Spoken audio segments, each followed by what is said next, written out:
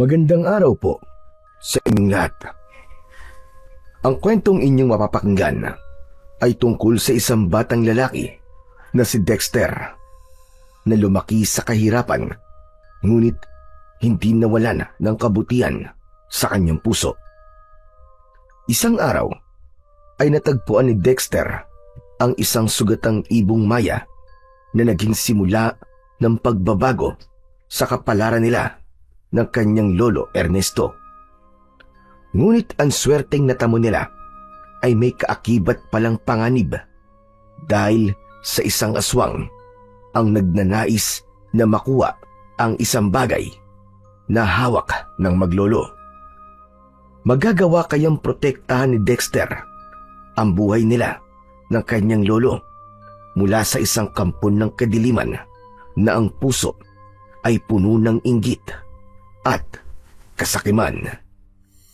Ngunit bago po ang lahat, mga idol, huwag po nating kalimutan mag-subscribe at i-hit ang notification bell sa aking YouTube channel na The Voice Addict at Apong Isaak para sa mas marami pang makapigil hiningang kwentong aswang at katatakutan mula sa mundo ng kababalaghan. Umpisahan na po natin ang kwento. Lolo, ano po yung isinalang niyo po sa lutuan natin? May pagkain na po ba tayo? Nakadilihensya na po ba kayo ng bigas? Hindi pa, Dexter. Yung isinalag ko ay mainit na tubig lang. Ano po, Lolo? Mainit na tubig? Bakit po kayo nagiinit ng tubig? Kahit kape at asukal nga po wala na po tayo. Huwag niyo pong sabihin na mainit na tubig lang po ang ilalaman natin sa ating tiyan. Ganun po ba? Para lang yun may makitang usok ang mga kapitbahay natin. Kaya ako ginawa yan. Para isipin nila na meron tayong niluluto. Ayoko kasing isipin nila na palagi na lang tayong walang pagkain dito. Di ba, Lolo? Yun naman po talaga ang totoo. Talaga namang palagi po tayong walang pagkain. Ay nako, ayoko kasi na kinakawaan tayo, apo. Nasa baba na nga tayo, kaya ayoko namang mas bumaba pa ang tingin ng mga tao sa atin. Pero Lolo, hanggang kailan po ba tayong ganito? Pakiramdam ko po tuloy ay pinabayaan na po tayo ng Diyos. Palagi naman po tayo nagsisimba tuwing linggo. Tapos, gabi-gabi po tayo nagdadasal. Pero bakit parang hindi naman po tinutupad ng Diyos ang mga dasal po natin sa Kanya? Alam mo, Dexter, lahat ng kasagutan sa ating problemang pinapasan ay may tamang proseso at panahon. Magtiwala lamang tayo sa plano ng Diyos para sa atin. Saka, tignan mo ang mga ibon, Dexter. Napapansin mo ba? Hindi sila nagtatanim o nagtatrabaho, pero pinapakain sila ng ating Panginoon. Mas mahalaga tayo kaysa sa mga ibon. Kaya manalig ka lang, apo. May magandang plano ang Diyos para sa ating dalawa. Malungkot na napabuntong hininga ang batang si Dexter habang nakatingin sa kanyang lolo Ernesto. 2:00 na ng hapon pero wala pa rin silang tanghalian. Noong nakaraang gabi naman ay nilagang kamote ang kanilang hapunan. Kaninang umaga ay wala silang kinain. Kaya naman, pagsapit ng tanghalian ay kumakalam na talaga ang sikmura ng batang si Dexter. Nanghihina na siya dahil sa labis na gutom. Simula nang isinilang si Dexter ay hindi pa siya nakakaranas ng marangyang pamumuhay. Namatay ang kanyang ina sa panganganak sa kanya. Ang kanyang ama naman ay nangakong magtatrabaho sa Maynila, kaya iniwanan siya nito kay Lolo Ernesto nung sanggol pa lamang siya. Ngunit hindi na sila binalikan ng kanyang ama. Hindi na ito nagparamdam hanggang sa malaman nila na meron na pala itong bagong pamilya sa Maynila at tuluyan ng kinalimutan si Dexter. Si Lolo Ernesto na ang nag-alaga kay Dexter. Pinag-aral siya nito, pero nung nasa grade 3 na siya ay hindi na nito kinayang pag-aralin siya, kaya napilitan siyang huminto. Sa kabila ng hirap at pagsubok sa buhay, ay tinuruan si Dexter ng lolo niya na maging madasalin, kaya lumaki siya na may malaking pananampalataya sa Diyos. At kahit mahirap ang buhay nila, ay hindi nawala sa kanila ang pagtulong, lalo na sa mga hayop. Habang nakahiga si Dexter sa banig, ay tinawag siya ng kanyang lolo Ernesto. Dexter! Halika rito iyo. Lumapit ka sa akin. Ang mabuti pa magdasal tayo. Agad na tumayo si Dexter mula sa pagkakahiga. Humarap sila ng kanyang lolo sa maliit na altar na nasa gilid ng kanilang kubo at sinimulan na ni Lolo Ernesto ang pagdadasal. Aming Panginoon, ikaw na po ang bahala sa amin ng aking apo. Huwag mo kaming pababayaan. Mas palakasin mo ang aming loob, lalo na sa mga ganitong pagkakataon. Naniniwala po kami sa inyong magandang plano para po sa aming dalawa. At sana po dumating na po ang araw na hindi po kami magugutom. Busugin mo po kami ng iyong mga salita. Amen. Matapos magdasal, ay umupo ang maglolo sa tabi ng altar. Matagal silang nakatitig sa kawalan, habang ramdam pa rin ni Dexter ang labis na gutom. Lolo, kailan po kaya natin mararanasan yung meron po tayong 3 ulam? Anong 3 ulam ba ang gusto mo kung sakali? Sige nga. Gusto ko po yung meron po tayong fried chicken. Tapos, meron po tayong sinigang na baboy. Tapos, yung pangatlo po, siguro po, yung crispy pata. Yun po yung gusto ko. Aba, masarap nga yan Kaya lagi, baka sumakit ang batok ko kapag kumain ako ng maraming crispy pata.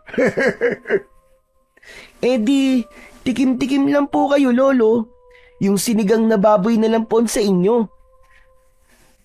Hayaan mo, Dexter. May awa din ng Diyos sa mga kagaya nating dukha. Alam ko darating ang araw na makakaangat din tayo sa ating kinalalagyan. Basta't huwag mong kakalimutan ang maging madasalin at mas tatagan mo lang ang pananampalataya sa ating Panginoon. Marahang tumango si Dexter bilang tugon sa kanyang lolo Ernesto. Muli siyang huminga ng malalim habang tumatakbo sa isip niya ang masasarap na pagkain na gusto niyang kainin kapag nangyari na ang ipinagdadasal niya. Lumipas ang buong araw na yon na puro tubig lang ang inilaman ni Dexter at Lolo Ernesto sa kanilang sikmura. Kinaumagahan ay umalis si Lolo Ernesto upang magdilihensya ng kanilang makakain, habang si Dexter naman ay nanghihinang naupo sa hagdan ng kanilang kubo. Pinanood niya ang mga batang masayang naglalaro ng patintero sa labas ng kanilang bakuran. Masigla ang mga yon at puno ng enerhiya. Tignan mo sila, Paniguradong busog sila. Kaya may lakas sila para maglaro ng ganyan. Gusto ko sana sumali sa kanila. Kaya lang, nangihina naman ako sa gutom. Sana talaga pagbalik ni Lolo, may dala na siyang pagkain. Kahit ano, okay na yun. Basta't may mailaman lang kami sa sikmura namin. Hindi pangarap ni Dexter na yumaman sila ng sobra. Ang gusto niya ay yung makakain lang sila ng 3 beses sa isang araw. Yung hindi na nila poproblemahin pa ang pera. Gusto rin niyang makapag-aral at makapagtapos ng kolehiyo. Pangarap niyang maging isang architect dahil mahilig siyang mag-drawing. Minsan ay iginuguhit niya ang bahay na pangarap niya para sa kanila ni Lolo Ernesto. Aminado siya na matanda na ang Lolo Ernesto niya, na bago sana ito lisanin ng mundo ay makatikim man lang ito ng maginhawang pamumuhay. Hindi na alam ni Dexter kung gaano siya katagal na nakaupo sa kanilang hagdan. Maya-maya pa ay nagliwanag ang mukha niya nang makita niya na paparating na si Lolo Ernesto na may bitbit na isang plastic bag. Nakangiti ang matanda habang papalapit sa kanya. Sinalubong ni Dexter ang lolo niya at nagmano siya rito. Lolo, mano po? Lolo, ano po yung dala nyo? Aba, mukhang pumaldo po kayo ngayon ah. Doon na muna tayo mag-usap sa loob. Sigurado kong matutuwa ka sa mga ipapakita ko sa iyo. Dali, madali ka po. Masyado naman po kayong pasuspense, Lolo. Pagpasok nila sa kanilang kubo, ay sabay silang naupo sa kawayang sahig. Isa-isang inilabas ni Lolo Ernesto niya ang mga laman ng dala nitong plastic bag. Meron doong bigas, mga dilata, instant noodles, kape, asukal at ilang piraso ng itlog at tinapay. Wow! Lolo! Ang dami naman po niyan. Teka, wala naman pong bagyo o sunog ah. Bakit po may relief goods kayong nakuha? Teka, Lolo, wag niyo pong sabihin, ninakaw niyo po yan. Lolo, sabihin niyo po sa akin, ninakaw niyo po ba yan? Pambihira ka. Sa pagkakakilala mo sa akin, kaya ko bang magnakaw? Hindi po. Yun nga po. San po ba galing ang mga yan? Bakit ang dami-dami? Kay Don Claudio. Napadaan kasi ako sa bahay niya. Tapos, sakto na namimigay siya ng mga ganito. Birthday daw niya kasi. Narinig ko na imbes na maganda siya, ay namigay na lang siya ng grocery sa mga tao dito sa atin. Aba, talaga po. Ang bait-bait po talaga ni Don Claudio. Alam niyo po, Lolo, kapag yumaman po tayo, ay gagayahin ko po siya. Tutulong din po ako sa mga nangangailangan. Sigurado ko, napapayamanin ka ng Diyos kasi magandang hangarin mo, iyo. Pero mamaya na tayo magkwentuhan. Alam kong nagugutom ka na, kaya magluluto na muna ako. Teka, ano ba gusto mong ulamin sa mga ito? Lolo, kung pwede po sana yung corned beef po na may itlog. Ang tagal ko na pong hindi nakakakain nun Paborito ko po yun O sige, sige. Pagbibigyan ko yung gusto mo. Inayos na ni Lolo Ernesto ang mga nakuha nito kay Don Claudio at nagtungo na ito sa likod ng kubo upang makapagluto. Kahit paano ay sumaya na si Dexter dahil alam niya na may makakain na sila sa mga araw na dadaan. Tahimik siyang nagpasalamat kay Don Claudio dahil sa kabutihan ng puso nito, lalo na sa mga nangangailangan na kagaya nila. Kilala si Don Claudio sa baryo nila Hindi lang dahil sa mayaman nito, kundi dahil sa pagiging bukas ng puso nito sa pagtulong sa mga mahihirap. Dayo si Don Claudio sa baryong yon.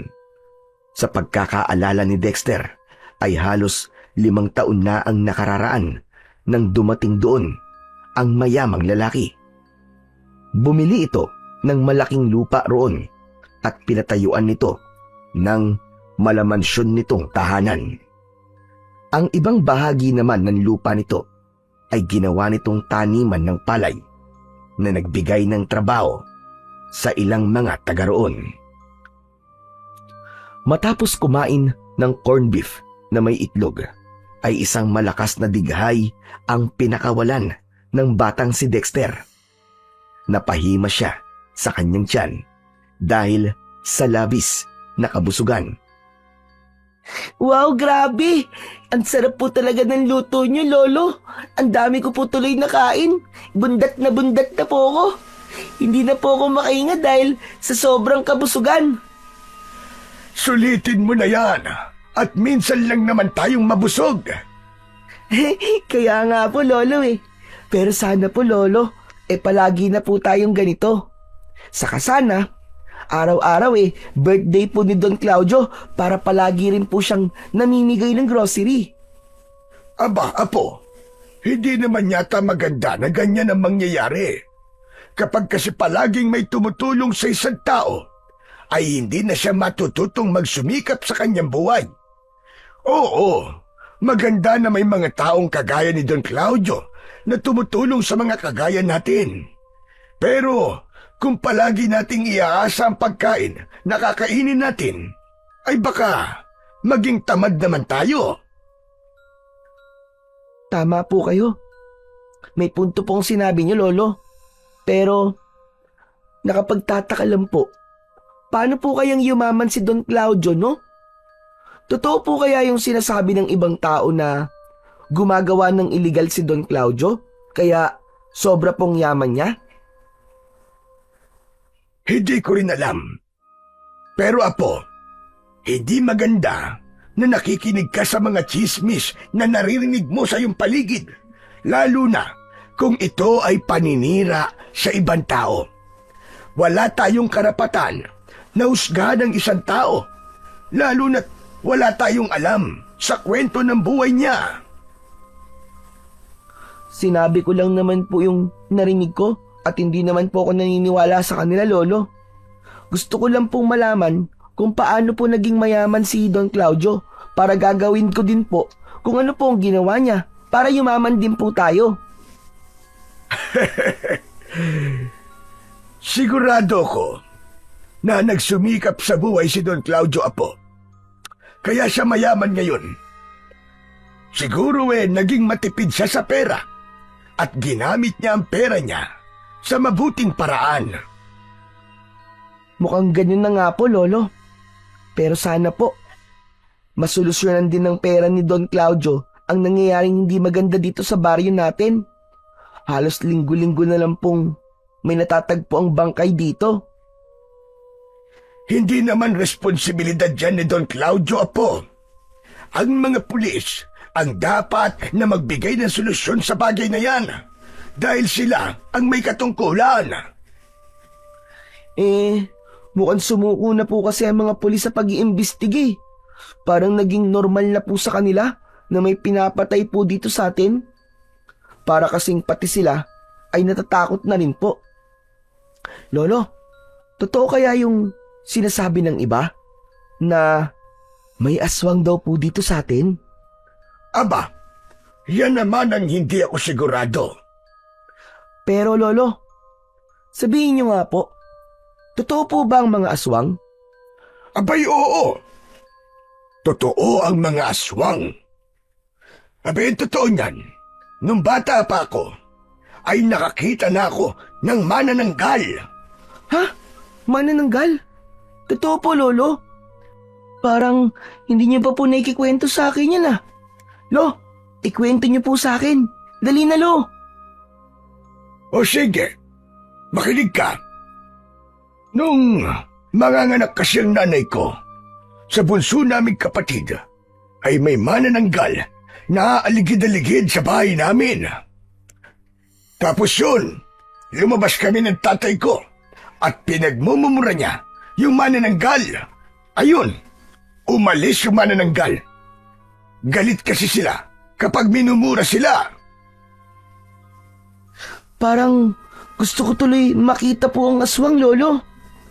Ay nako, wag mo nang pangarapin. Ang mabuti pa, ay hugasan mo na itong pinagkainan natin. Sige na.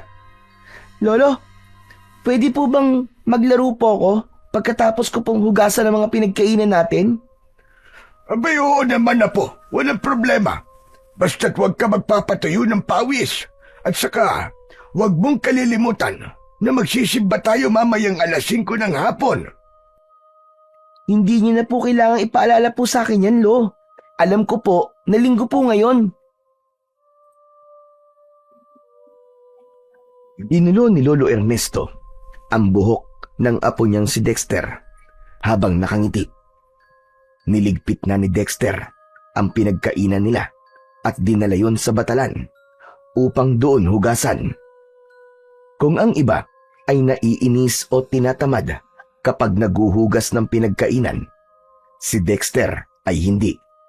Para sa kanya, ang paghuhugas ng pinagkainan ay isang senyales na meron silang kinain ni Lolo Ernesto, kaya ang gawain na yon ay hindi niya kinatamaran kailanman.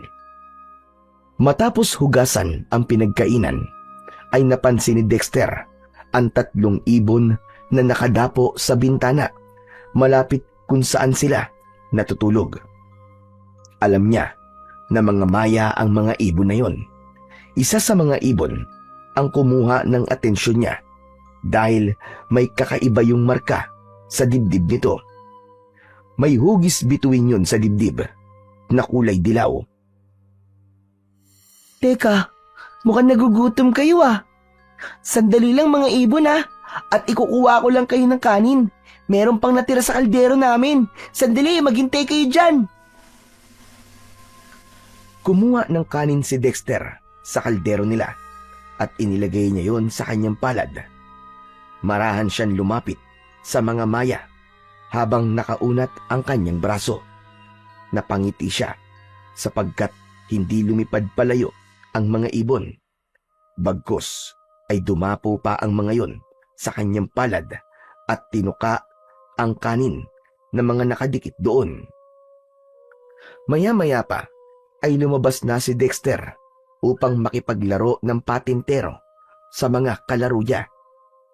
Masigla siyang nakipaglaro at wala siyang panghihinang naramdaman dahil ng mga oras na yon ay may laman na ang kanyang tiyan. 1 oras bago sumapit ang 5:00 ay umuwi na siya at nagpahinga. Naligo na siya at pagkatapos ay nagbihis. Maya-maya ay naligo na rin si Lolo Ernesto at nagbihis ng damit nito na isusuot kapag nagtutungo sila sa simbahan. Ilang minuto bago sumapit ang 5:00 ng hapon ay naglakad na ang maglolo patungo sa maliit na simbahan sa kanilang baryo. Pagdating sa simbahan ay naupo sila sa unang hanay ng mga upuan. Hindi nagtagal ay nagsimula na ang misa. Nabalot ng takot ang buong simbahan nang banggitin ng pari ang tungkol sa sunod-sunod na pagpatay na nangyayari sa kanilang lugar. Ayon sa pari, halos linggo-linggo ay may nawawala o natatagpo ang patay sa lugar nila at labis na nakakabahala ang bagay na yon. Sinabi rin ito na dapat ay manatiling kalmado ang mga tao at huwag basta maniwala sa mga sabi-sabi na may aswang sa kanilang baryo. Habang nakaupo at nakikinig, ay hindi naman maiwasang kabahan ni Dexter. Naalala niya ang mga bulungan ng matatanda sa tindahan at mga kapitbahay nila na nagsasabing may nilalang na umaatake sa mga hayop at tao sa gabi. Bagamat pinipilit niyang huwag matakot, ay hindi niya mapigilan ang panlalamig ng palad niya habang palihim na sumusulyap sa paligid ng simbahan. Tahimik lang si Lolo Ernesto sa tabi niya, pero ramdam ni Dexter na maging ito ay nababahala na rin. Matapos ang mahigit 1 oras na misa, ay lumabas na si Dexter at Lolo Ernesto. Bago sila lumabas, ay nakita ni Dexter na kausap ni Don Claudio ang pari at may inabot ito na puting sobre na alam niyang pera ang nasa loob. Lo, nakita niyo po ba yung inabot ni Don Claudio kay Father? Ang kapal po ng sobre.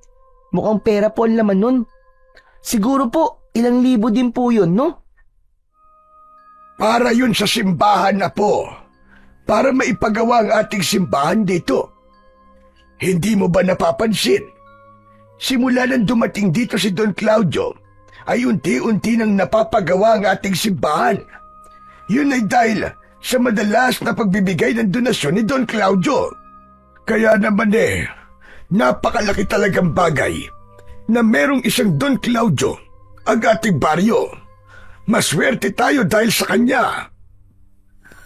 Kaya po sigurong lalong pinagpapala po si Don Claudio kasi palagi rin siyang tumutulong po sa lahat. Tama ka dyan, Dexter. Natubok mo.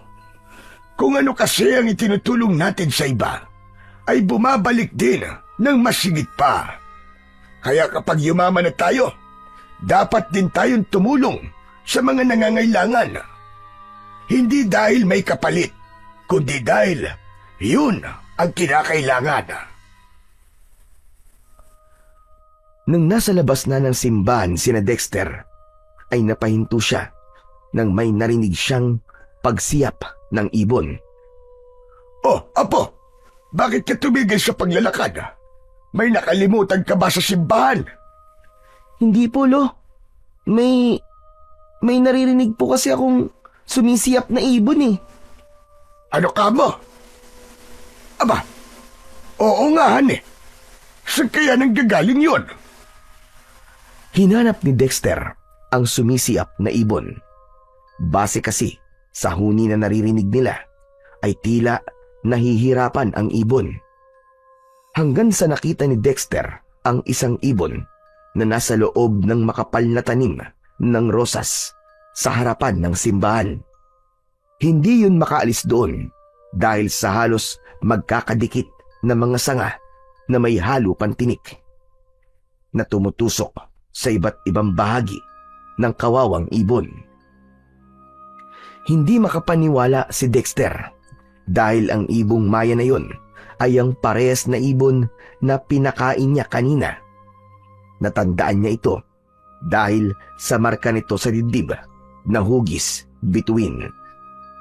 Lolo, hindi po ako maaaring magkamali. Yan po yung ibong maya na pinakain ko kanina sa bahay. Paano mo naman nasabi yun, Apo? Halos magkakamukha lang naman ang mga maya. Tignan niyo po yung hugis star po na marka sa dibdib niya, Lo.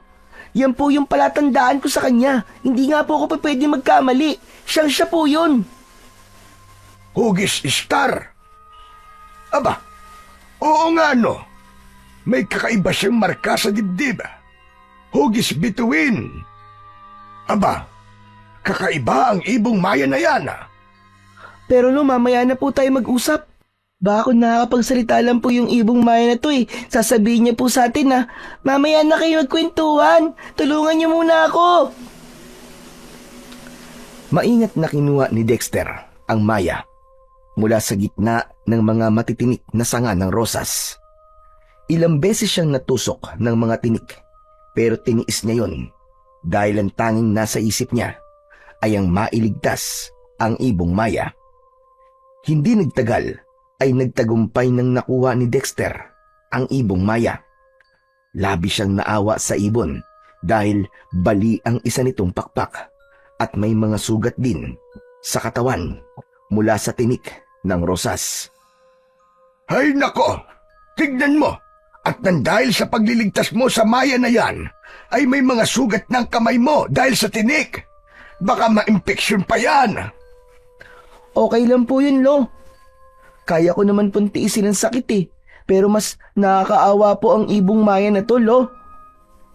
Ang dami niya pong sugat at bali pa po ang kaliwang pakpak niya. Baka po tinirador siya ng konsino tapos dyan po siya bumagsak sa mga rosas. Ano nang balak mo ngayon sa ibon na yan, Apo? Alam mo pwede nating i-adobo yan. Halalo, grabe ka naman po. Hindi ka na po naawa sa ibon. Akala ko po ba dapat po maging mabait po tayo sa mga hayop. Nagbibiro lang naman ako, Apo. Pinapangiti lang kita. Saka, sa liit ng ibon na yan, ay baka hanggang liid lang natin yan. Lolo, pwede po ba natin siyang alagaan? Tapos po kapag magaling na po siya, ay papakawalan po natin. Baka kasi mamatay siya kapag wala pong nag-alaga sa kanya. Baka kainin po siya ng pusa kapag iniwanan po natin siya dito. O sige, walang problema. Kung yan ang gusto mo. O siya, tara na. At umuwi na tayo para makapagluto na tayo ng hapunan. Napatalon sa tuwa si Dexter at hindi sinasadya na sa pagtalon niya ay isang lalaki ang kanyang naatrasan. Pagharap niya ay nanlaki ang mga mata niya nang malaman na si Don Claudio pala ang naroon. Nako! Pasensya na ho kayo, Don Claudio. Masyado kasing malikot ang apo ko Ayan, natapakan niya po ang sapatos niyo.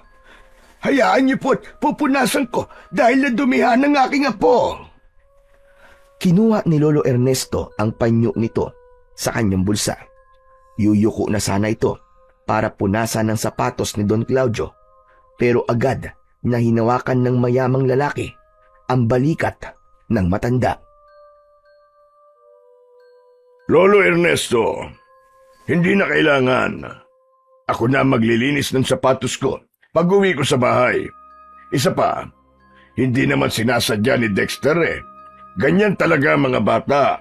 Likas sa kanila ang malilikot. Baliwala lang ito. Nako, Don Claudio, nakakahiya naman po sa inyo. Alam kong mamahalin po sapatos nyo na yan. Huwag kang mahiya sa akin, Lolo Ernesto. Ayos lang ako. Hindi naman ako nasaktan. Sa ginawa na yon ni Don Claudio ay mas lalong humanga rito ang batang si Dexter. At Don Claudio, maraming salamat po doon sa grocery na binigay niyo po sa amin ni Lolo. Malaking tulong po talaga sa amin yon. Abay, walang anuman. Isang karangalan sa akin ang makapagbigay ng tulong sa inyo at sa mga tao dito sa ating baryo. Masaya ako kapag nakakatulong ako. Pero, Don Claudio, baka pwedeng lubos-lubusin niyo na po ang pagtulong sa amin. Baka po pwedeng mabigyan niyo po ng trabaho ang lolo ko para may regular na po siyang kinikita. Wala po kasing tumatanggap kay lolo kasi, yun nga po, matanda na po siya. Pero alam niyo, kahit matanda na po siya, mas malakas pa po siya sa kalabaw. Kayang-kaya pa po niyang mag-alaga ng mga halaman. Nahihiyang hinila ni Lolo Ernesto si Dexter at tinakpan ang bibig niya. Pasensya na po kayo, Don Claudio. Talagang madaldal lang ang batang ito. Huwag niyo na lang pong pansinin ang mga sinabi niya. Pero, Lolo Ernesto, totoo po ba yun? Walang tumatanggap sa inyo magtrabaho dahil sa inyong edad? Ay, Don Claudio, sa kasamaang palad po totoo po sinabi ng apo ko. Pero nauunawaan ko naman po sila dahil mas kinukuha po nila yung mas bata at mas malakas. Kung gaya ko na matanda ang kukunin nila, ay magiging matagal bago matapos ang trabaho. Ngunit kung kaya niyo pang magtrabaho, ay dapat hinahayaan nila kayong magtrabaho. Meron ganyang mas bata pa pero tamad namang magtrabaho at hindi inaayos sa mga gawain. Kung ganun magtungo ka sa bahay ko bukas. Mag-uusap tayo upang mabigyan kita ng trabaho, Lolo Ernesto. Totoo po ba yan, Don Claudio? Bibigyan niyo po ako ng trabaho? Oo naman po. O paano? Hihintayin kita sa bahay ko bukas ng umaga. Mauuna na ako. Mag-ingat kayo sa inyong pag-uwi. Maraming salamat po, Don Claudio. Matapos yun, ay naglakad na palayo si Don Claudio at sumakay na ito sa magara nitong kotse. Nakita mo na, Lolo? Talagang napakabait po ni Don Claudio. Siya lang pala ang makakapagbigay sa inyo ng trabaho eh. Dapat pala, noon ko pa yung sinabi sa kanya. Para dati pa, ay meron na po kayong trabaho. Tunay ngang napakabait niya, Dexter. Hulog siya ng langit sa ating lahat. At may nagawa ring maganda ang pagiging madaldal mo. Kaya dapat, sa unang sahod niyo po, pagluluto niyo po ako ng fried chicken, Lolo. Ako ang dahilan kasi kung bakit magkakaroon ka na po ulit ng trabaho. Saka ka na humiling niyan kapag sigurado nang magkakaroon ako ng trabaho. Lolo, sigurado na po yan. Si Don Claudio nga po mismo nagsabi, di ba? Wala naman po siguro sa pagkatao niya ang magpapaasa at magsisinungaling. Sobrang bait po niya, di ba? Oo na. Hindi na ako makikipagtalo sa'yo. Pero umuwi na muna tayo. At baka nakakapagsalita lang yung ibon na hawak mo eh. Kanina pa yan nagrereklamo. Ay, nakalimutan ko. Oo nga pala, pasensya ka na ha. Kung nakalimutan ka namin, Tala. Teka, Tala. Pinangalanan mo yan na Tala. Opo, dahil po sa marka niya po sa dibdib.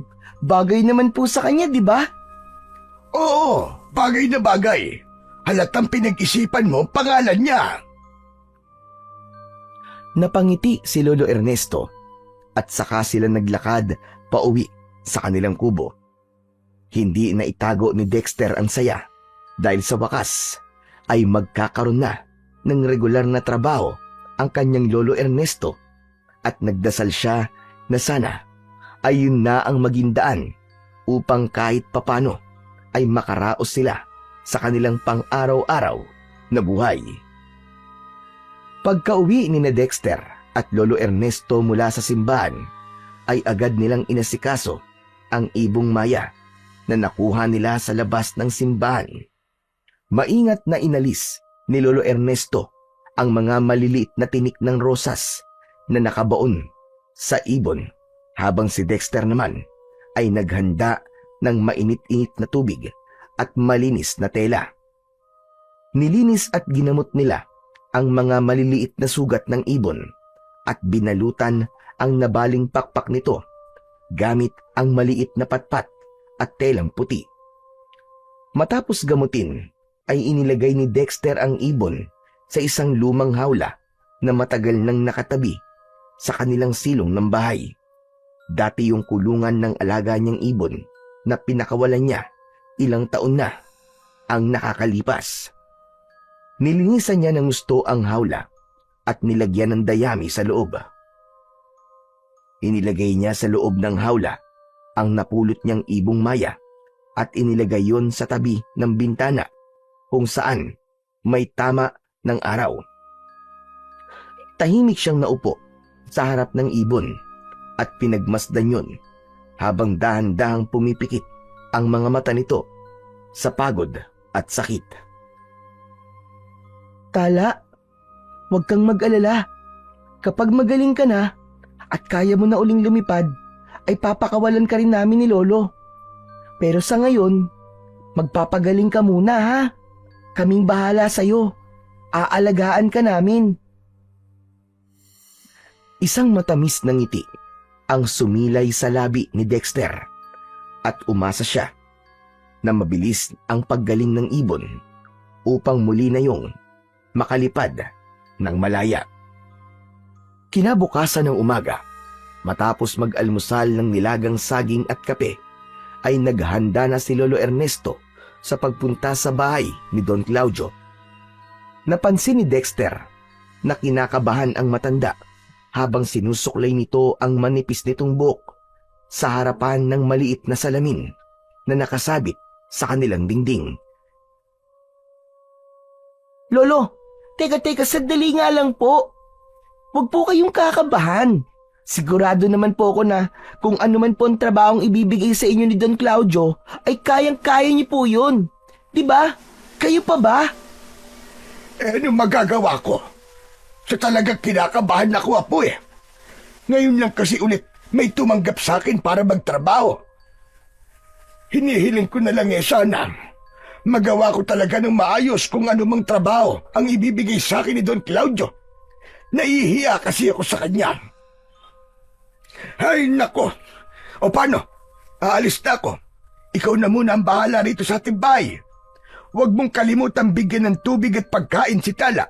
Tignan mo rin ang mga sugat niya at pahiran mo ng gamot na langis para matuyo ka agad. Okay po, ako na pong bahala rito. Lo, mag-iingat po kayo. Good luck po sa bago niyong trabaho. Isang mahigpit na yakap ang ibinigay ni Dexter sa kanyang lolo Ernesto bago yun tuluyang umalis. Inihatid pa niya ng tanaw ang matanda habang naglalakad yun palayo sa kanilang kubo. Nang nawala na sa paningin ni Dexter ang kanyang lolo Ernesto, ay sa kanya nilapitan ang ibong Maya na pinangalanan niyang Tala. Napansin niya na kahit paano naman ay naging masigla na ang ibon at nagagawa na nitong makatayo. Makalipas ang halos 2 oras, ay bumalik na si Lolo Ernesto. Agad na napansin ni Dexter ang maaliwalas na muka ng kanyang Lolo Ernesto, kaya nahinuha niya na may maganda itong ibabalita sa kanya. Lolo, kumusta po ang pakikipag-usap niyo kay Don Claudio? Mukhang maganda po ang kinalabasan na. Kitang-kita po sa ilatsa ng mukha niyo eh. Tama ka, Apo. Maganda talaga. Dahil may trabaho na ako. Wow, talaga po? Ano pong trabaho niyo kay Don Claudio? Hardinero. Ako ang mag-aalaga ng mga namumulaklak na halaman sa paligid ng mansyon niya. At bukas na ako magsisimula, Apo. Lingguhan daw ang sahod ko. Kaya hindi na tayo mamamroblema sa pagbili natin ng pagkain. Kapag nakaipon na tayo, ay magpapakabit na rin tayo ng linya ng kuryente para hindi na tayo gumagamit ng gasera sa gabi. Ang galing! Magandang balita nga po yan, Lo. Sabi ko naman po sa inyo eh, matatanggap po kayo kay Don Claudio kasi nga, mabait siya. At ang lahat ng ito ay dahil sa iyo, Apo. Kung hindi ka naging madaldal, ay hindi ako magkakaroon ng trabaho.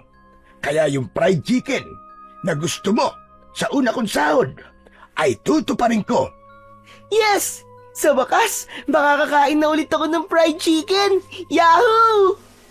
Teka, maiba ko. Kumusta na pala ang ibong mayang si Tala? Ah, opo. Mukhang mas okay na po siya ngayon, Lolo. Nakakagalaw-galaw na po siya. Abay, mabuti naman kung ganon. Oo nga pala, huwag kang masyadong maging malapit niyang kay Tala, ha? At baka kapag kailangan mo na siyang pakawalan, ay mahirapan ka naman. Alam ko naman po yun, Lo. Alam ko po na kailangan nating pakawalan si Tala kapag kaya na po niyang lumipad. Sinulyapan ni Dexter si Tala at napangiti siya dahil nakatingin yun sa kanila ni Lolo Ernesto na parabang nakikinig yun sa pinag-uusapan nila. Simula nang magtrabaho si Lolo Ernesto bilang hardinero sa malawak na bakuran ni Don Claudio, ay madalas nang mag-isa si Dexter sa kanilang kubo. Maaga pa lang ay umaalis ang kanyang lolo at paggabi na ito nakakauwi. Kaya si Dexter na lamang ang naiiwan para maglinis, magluto at higit sa lahat ay ang alagaan si Tala. Araw-araw niyang pinapalitan ng malinis na tubig ang lalagyan sa hawla. Nag-uukay siya ng bulate sa likod ng bahay upang ipakain sa ibon. Unti-unting gumagaling ang pakpak at mga sugat ni Tala hanggang sa napansin ni Dexter na mas naging masigla na ito. Ngunit habang lumilipas ang mga araw, ay may kung anong lungkot ang bumalot sa dibdib ni Dexter.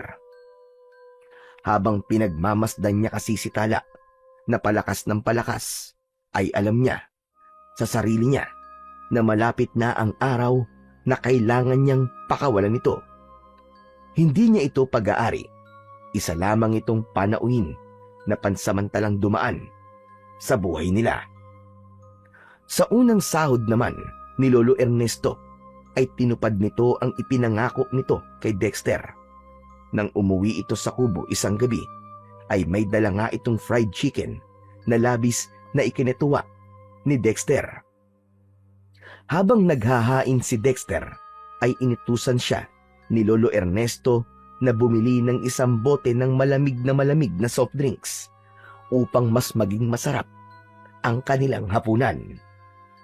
Tumalima naman kagad si Dexter at pagdating niya sa tindahan ay narinig niya ang kahindik-hindik na pinag-uusapan ng mga babae na naroon. Nang makabalik siya sa kubo nila, ay bakas sa mukha niya ang pagkabahala dahil sa kanyang narinig kanina. O Dexter, bakit parang pasan mo ang mundo sa itsura mo? Kulang pa ba ang fried chicken na pasalubong ko sa'yo? May gusto ka pa bang ipabili? Lolo Ernesto, narinig ko po kasi yung pinag-uusapan ng mga babae dun sa tindahan. Patay na raw po si Buboy. Ano ka mo? Yung anak ni Telma na madalas mong kalaro. Opo, Lolo. Siya nga po. Eh ano raw ang ikinamatay? Ano raw ang sakit? Hindi po siya namatay dahil sa sakit, Lo. Pinatay po siya. Ang sabi po ng isang babae sa tindahan, may umatake daw po na nakakatakot na nilalang kay Buboy. Habang naglalakad daw po siya pauwi kagabi. Nadala raw po siya sa ospital pero binawian na rin po ng buhay. Diyos ko, kaawa-awa bata. Napakabata pa niya para mawala. Pero apo, ano daw yung nakakatakot na nilalang na tinutukoy nila? Lo, aswang daw po. Ang sabi raw ng nakakita ay isang nilalang na may mahahabang kuko at matutulis na ngipin ng umatake kay Buboy. Lolo, ibig po pala sabihin totoong may aswang po dito sa lugar natin? Hindi agad nakapagsalita si Lolo Ernesto sa tanong na yon ni Dexter. Tila nahulog ito sa malalim na pag-iisip habang bakas sa mukha nito ang labis na pagkabahala at takot. Kung totoo man na aswang nga ang may kagagawan sa pagpatay dito sa ating baryo, ay kailangan nating maging mas maingat simula ngayon na po. Huwag na tayong lalabas sa gabi, lalong-lalo ka na. Pero sana ay may gawin ng mga otoridad sa hindi magandang nangyayari dito sa ating baryo. Matapos yun, ay kumain na ang maglolo. Kahit masarap ang kanilang ulam, ay hindi halos yun malasahan ni Dexter dahil sa kalungkutan niya sa pagkamatay ng isa sa mga kalaro niya. Kasama na rin doon ang takot na baka isa sa kanila ni Lolo Ernesto ang maging biktima ng aswang na gumagala sa kanilang lugar. Matapos maghapunan, ay naghugas na si Dexter ng kanilang pinagkainan. Nasa isip niya pa rin ang pagkamatay ng kalaro niyang si Buboy. Maya-maya pa ay nakita niyang kinuha ni Lolo Ernesto ang isang malaking garapon na puno ng asin. Lumabas ang matanda at nagtaka si Dexter kung ano ang gagawin ng kanyang lolo. Kumunot ang noo ni Dexter. Inihinto muna niya ang ginagawa at sinundan si Lolo Ernesto sa labas. Naabutan niya itong nagsasaboy ng asin sa paligid ng kanilang kubo. Nagmamadali niya itong nilapitan. Lolo, akala ko po ba masamang nagsasayang ng pagkain? Bakit naman po itinatapon yung asin sa lupa? Hindi ako nagsasayang, apo. Ginagawa ko to para kahit paano ay meron tayong proteksyon laban sa mga aswang.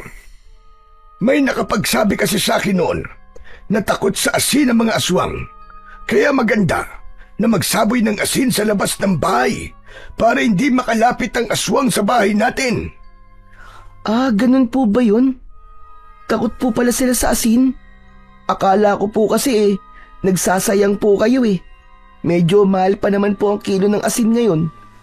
Pero, Lo, tanong lang, talaga po bang epektibo ang asin na panakot po sa aswang?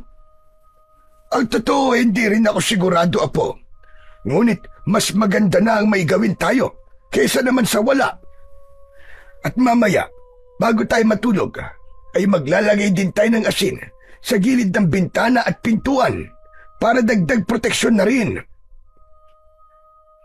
Nang sandaling yon, ay napagtanto ni Dexter na seryoso na talaga ang problema sa baryo nila dahil sa aswang. Hindi man sila sigurado kung aswang nga ba talaga ang totoong responsable sa mga pagpatay, ay naisip niya na mas kailangan pa rin nilang maging maingat ng gusto. Nang sumunod na umaga, ay naunang nagising ang batang si Dexter sa kanyang lolo Ernesto. Pagbangon niya, ay agad siyang napatingin sa hawla at namilog ang mga mata niya nang makita na masiglang lumilipad si Tala roon na parabang nais na nitong makawala. Napansin niya na mabilis na nitong naipapagaspas ang mga pakpak nito. Lo, gumising po kayo, Lo. Lolo, gising po. Ano ba yon, Dexter? Ay, oo nga pala. Abay, may trabaho pala ako ngayon. Hindi po. Tignan niyo po muna si Tala, Lo. Mukhang kaya na po niyang lumipad. Ano ka mo? Aba, oo nga no. Abay, nakakatuwa naman. Sa tingin ko pwede mo na siyang pakawalan ngayon. Magaling na siya. Bumagsak ang balikat ni Dexter. May lungkot siyang naramdaman nang mapagtantong kailangan niya ng pakawalan si Tala sa sandaling tuluyan na itong gumaling. Tila naramdaman ni Lolo Ernesto ang kalungkutan ni Dexter. Hinawakan nito ang kaliwang balikat niya at marahan yung pinisil. Apo, hindi ba't sinabi ko naman sa'yo na huwag kang magiging masyadong malapit kay Tala? Tignan mo, nalulungkot ka tuloy ngayon. Lolo, ang hirap po kasing hindi mapalapit sa kanya eh. Ilang araw po kasi natin siyang inalagaan. Ngunit hindi natin siya pwedeng ikulong habang buhay, Apo. Hindi sa hawla ang natural niyang tirahan. Ang mga ibon ay dapat na malayang nakakalipad. Alam ko po, Lo. Hindi ko lang po talaga maiwasang malungkot kasi wala na po tayong aalagaan. Alam mo, Apo, ganyan talaga ang buhay. May mga bagay na kailangan natin pakawalan dahil yun ang makakabuti para sa kanila. Sige na, Apo. Pakawalan mo na si Tala. Isang malalim na paghinga ang pinakawalan ni Dexter. Mabigat ang mga hakbang na lumapit siya sa hawla. Binuksan niya ang bintana at nang pumasok ang liwanag mula sa bahay, ay mas lalo niyang nakita kung gaano kasigla ang ibong Maya. Tala, pakakawalan na kita ngayon ha. Sana ay mag-iingat ka na. Kapag may titirador sa'yo, ay bilisan mo ang pag-ilag. Mag-iingat ka palagi, Tala. At sana kung naiintindihan mo ko, ay dalawin mo naman kami rito ni Lolo Ernesto. Marahang binuksan na ni Dexter ang maliit na pinto ng hawla. Agad namang lumipad palabas ang ibong Maya na pinangalanan niyang Tala. Lumipad yun palabas ng bintana. Sumilip sina Dexter at Lolo Ernesto sa bintana at pinanood nila ang mabilis na paglipad ni Tala hanggang sa tuluyan na yung nawala sa kanilang paningin. Lolo Ernesto, wala na po si Tala. Wala na siya, pero malaya na siya ngayon. Sigurado ko na labis siya nagpapasalamat sa iyo dahil ikaw ang halos na nag-alaga sa kanya hanggang sa kaya niya nang lumipad. Huwag ka nang malungkot, Dexter. Ang isipin mo na lang ay makakasama na ni Tala ang pamilya at mga kaibigan niya. Kahit paano ay gumaan ang bigat na nararamdaman ni Dexter sa sinabing yun ng kanyang lolo. Inisip niya na baka nga may pamilya ang ibong yun at dahil nakakalipad na ito ay makakapiling na nito ang mga mahal nito sa buhay. Inisip ni Dexter na hindi niya na muling makikita pa si Tala.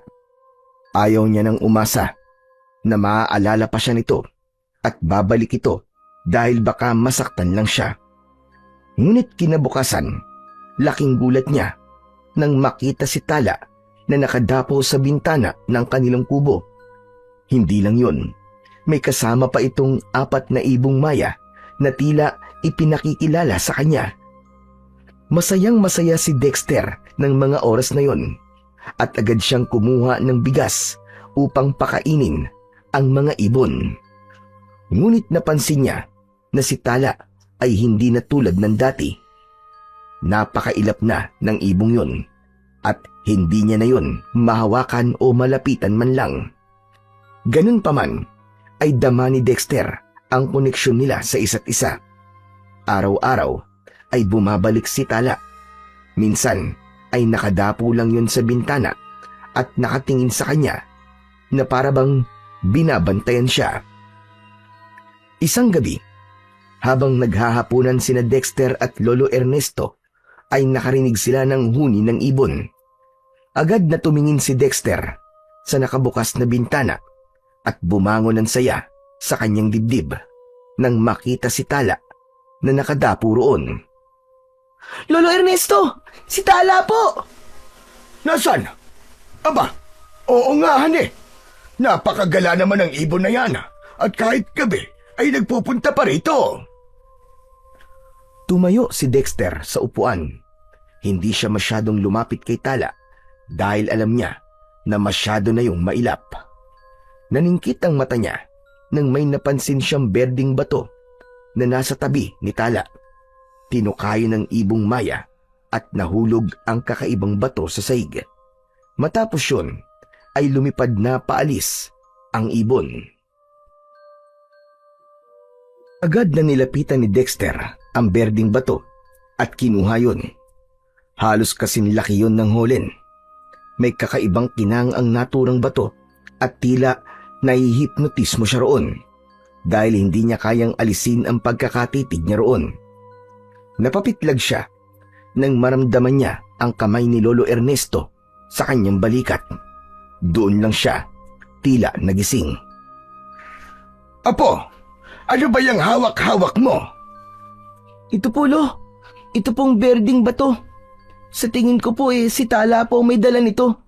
Nakita ko po kanina na nasa tabi niya to tapos nahulog po. Patingin nga ako ng batong yan. Baka yan maibibenta natin. Ayoko po, Lo. Huwag po natin tong ibenta kasi bigay po sa akin to ni Tala O siya, hindi na akong hindi. Pabihira ka naman parang binibiro ka lang. Akin na, at titignan ko. Inabot ni Dexter ang berding bato kay Lolo Ernesto. Bumalik sila sa hapagkainan. Bahagyang inilapit ng matanda ang kakaibang bato sa gasera upang makita nito yun ng maayos.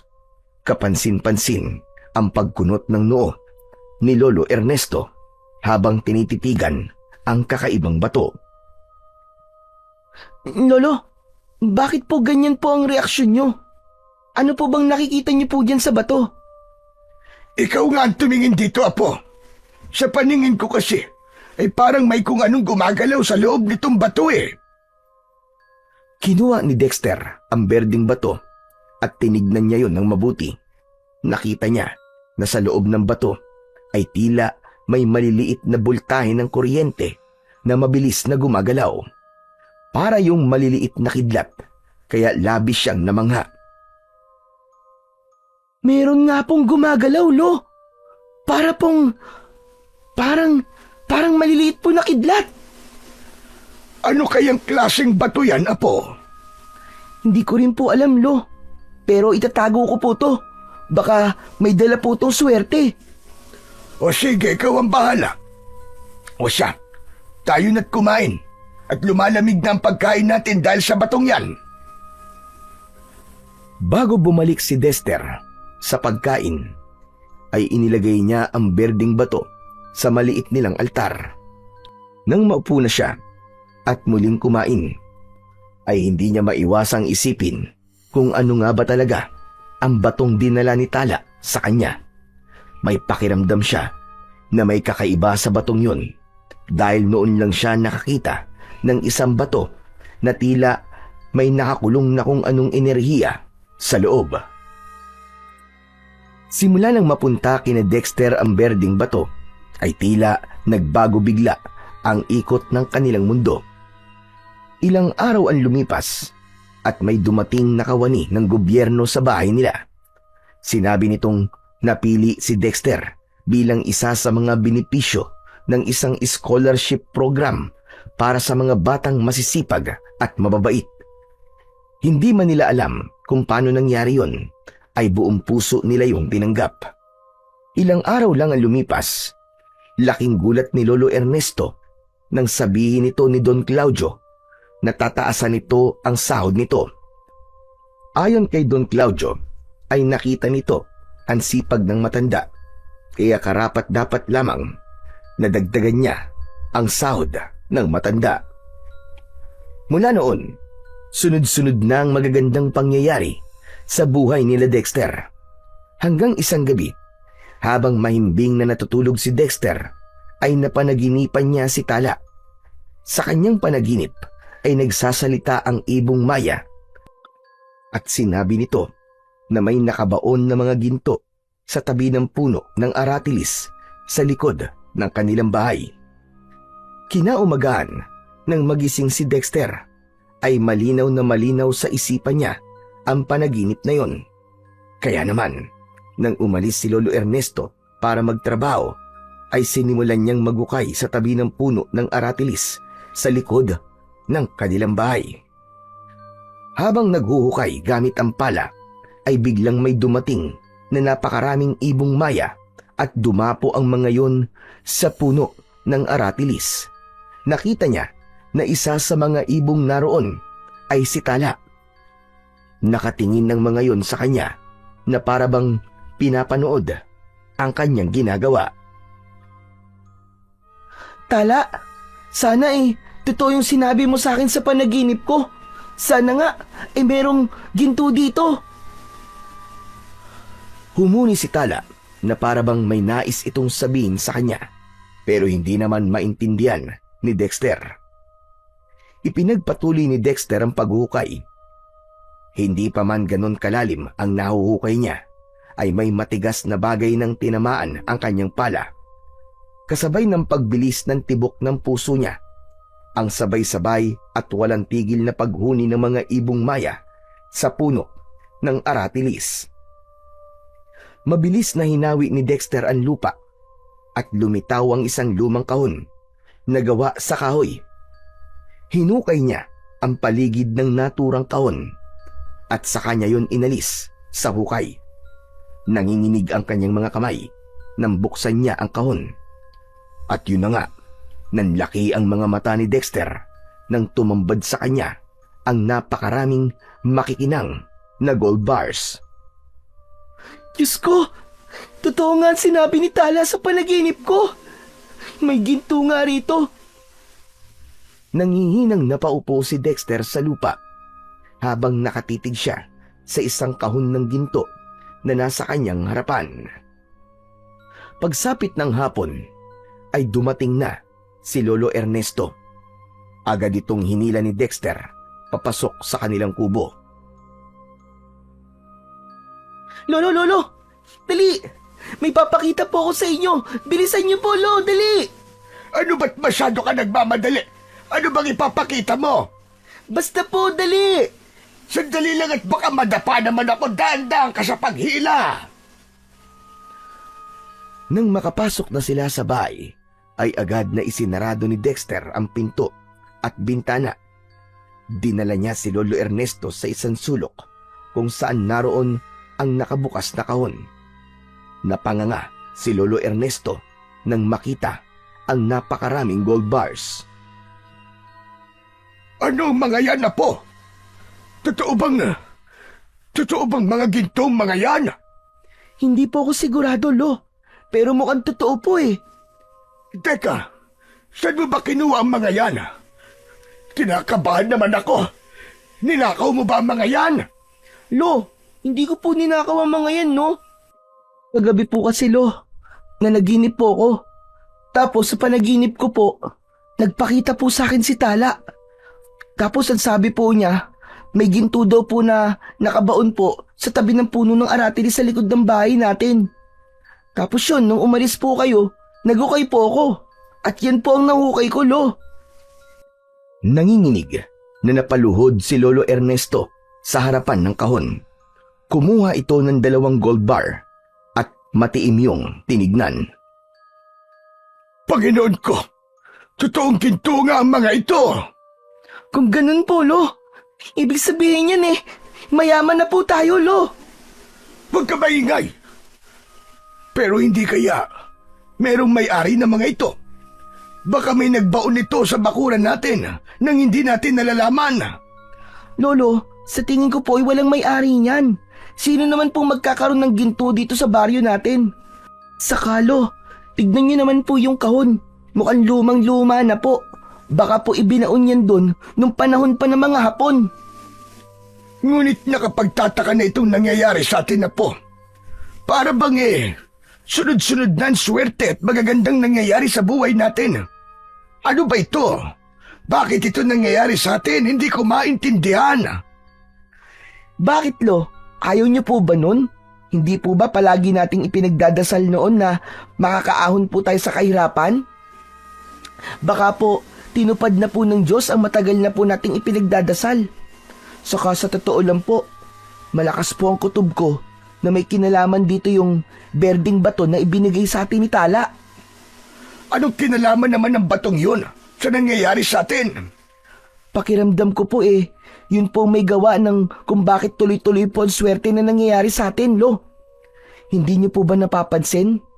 Simula po na mapunta po sa atin ang berding bato, ay sinwerte na po tayo. Una, yung scholarship ko po. Tapos, yung pagtaas po ng sahod nyo. Tapos ngayon naman, itong mga ginto. Natigilan si Lolo Ernesto sa sinabing yun ng apo niyang si Dexter at ibinalik na nito ang mga hawak nitong ginto sa loob ng kahon. Marahan itong tumayo at nilapitan nito ang berding bato na nakalagay sa kanilang altar. Kinuha nito yun at hinalikan. Kung totoo man na ikaw nga may gawa ng lahat ng ito, maraming salamat sa iyo. Hulog ka ng langit sa amin. Dapat po din tayo magpasalamat kay Tala, Lo. Kasi siya po nagbigay sa atin yan. Lo, naisip ko lang po, hindi po kaya diwata o anghel si Tala na nagpapanggap pong ibon? Baka po sinusuklian niya ang pag-aalaga natin sa kanya. Kung ano man si Tala, at kung tama ang sinabi mo na ang berding bato ang dahilan kung bakit tayo siniswerte, ay maraming salamat sa kanya. Labis-labis pa ito sa ipinagdasal natin sa Panginoong Diyos, Apo. Hindi man masyadong naiintindihan ni Dexter ang nangyayari, ay alam niya na karapat-dapat sila ng kanyang Lolo Ernesto sa magagandang bagay na nangyayari ngayon sa kanilang buhay. Matagal silang nagtiis sa hirap, pero ganun pa man ay hindi nawala ang pananampalataya nila sa Panginoong Diyos. Nangako si Dexter sa sarili na gagamitin nila ang biyayang natanggap nila sa mabuti at hindi yun magiging dahilan upang makalimutan nila kung saan sila nanggaling. Sa mga sumunod na araw ay maingat at paunti-unting ibinenta nina Dexter at Lolo Ernesto ang ilang gold bars sa mga lisensyadong namimili sa bayan. Hindi nila minadali ang lahat. Sinigurado nilang legal at ligtas ang kanilang bawat takbang. Nagbukas din sila ng account sa isang bangko kung saan nila inilalagay ang malaking bahagi ng kanilang pera. Para kina Dexter at Lolo Ernesto, sapat na ang simple ngunit maginhawang buhay, kaya hindi sila naging maluho. Ipinagawa nila ang kanilang bahay. Mula sa lumang kubo ay naging isang konkreto yun at siniguro nila na hindi na sila matatakot tuwing may bagyo. Hindi rin nila kinilimutan na magpagawa ng bahay ng mga ibon sa gilid ng kanilang bahay dahil kung minsan ay nagtutungo pa rin doon sina Tala at ang mga ibang ibong maya. Binili rin nila ang malaking lupang nasa tabi ng kanilang bahay at ginawang taniman ng iba't ibang klase ng mga gulay. Ikinatuwa yon ng buong baryo dahil naging bukasyon sa mga taong naghahanap ng trabaho. Sa bawat ani ay nagbibigay rin sila ng libreng gulay sa mga kapitbahay na hirap sa buhay. Hindi rin nila kinalimutan ang iba pang nangangailangan. Nagbibigay rin sila ng tulong sa simbahan, sa mga batang gustong mag-aral at sa mga may sakit. Makalipas ang ilang buwan, natapos kagad ang bagong bahay ni na Dexter at sa gitna ng kanilang altar ay nandoon pa rin ang berdeng batong iniwan ni Tala bilang isang paalala ng biyayang ipinagkaloob sa kanila ng langit. Isang hapon, masayang umuwi si Lolo Ernesto sa kanilang bahay. Naupo ito sa malambot na sofa.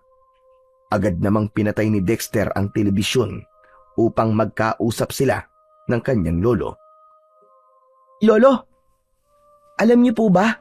Nung lumabas po ako kanina ay tinanong po ako ng mga tsismosa nating kapitbahay.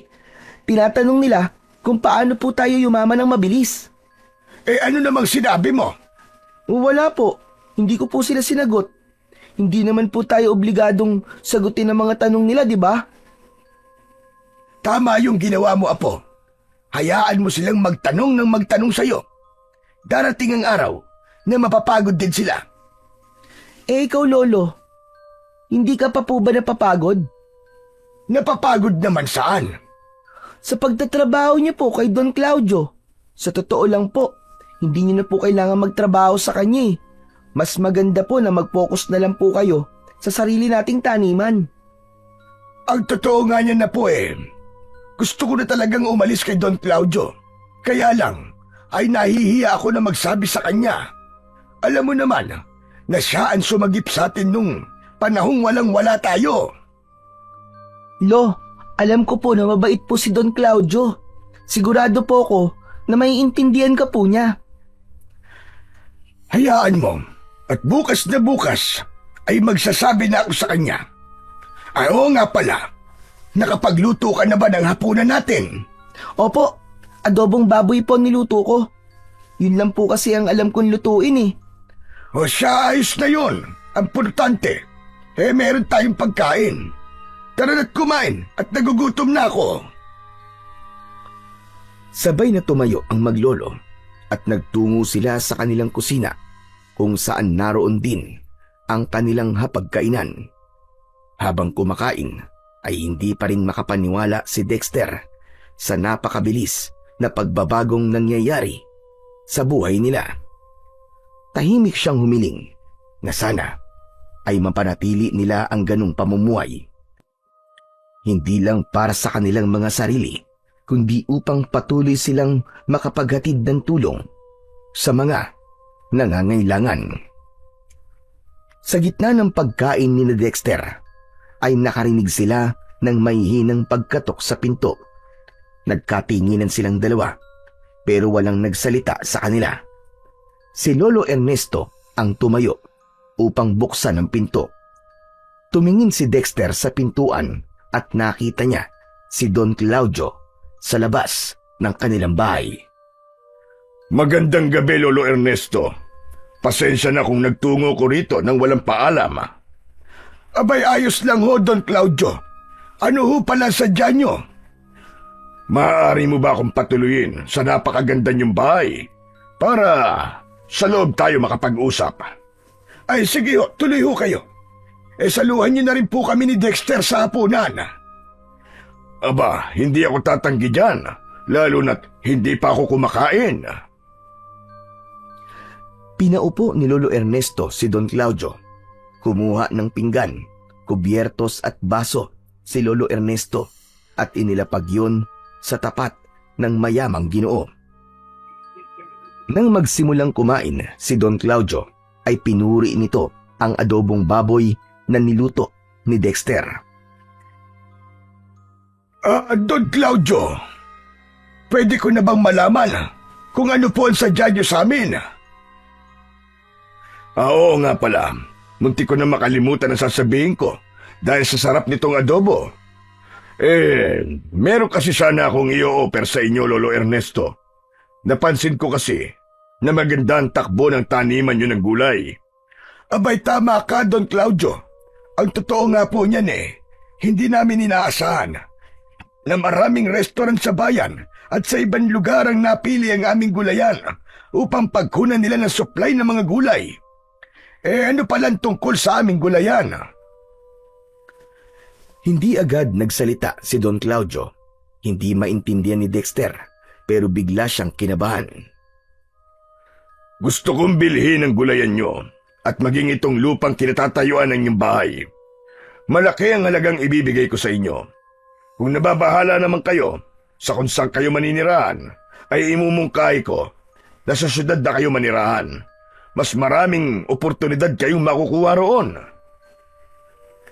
Nagtama ang mga mata nila Dexter at Lolo Ernesto. Marahang umiling si Dexter at alam niya na nakuha ng kanyang lolo ang ibig niyang sabihin.